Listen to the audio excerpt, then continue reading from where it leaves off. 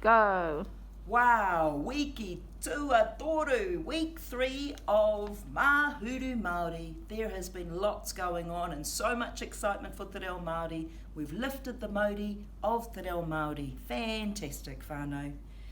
We've taken inspiration from the Mahuru Māori selection of things on their website this week because we know that children love to play shop. If you set up boxes and things for them to pretend that they're shopping, it will be fun. If you feed them and explain to them what they are doing or talk to them as you would shopping, then they will learn Te Reo Māori quicker.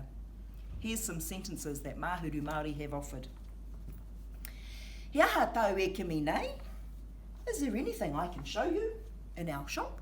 That's the sentence for Monday whānau. He aha tau e kimi nei.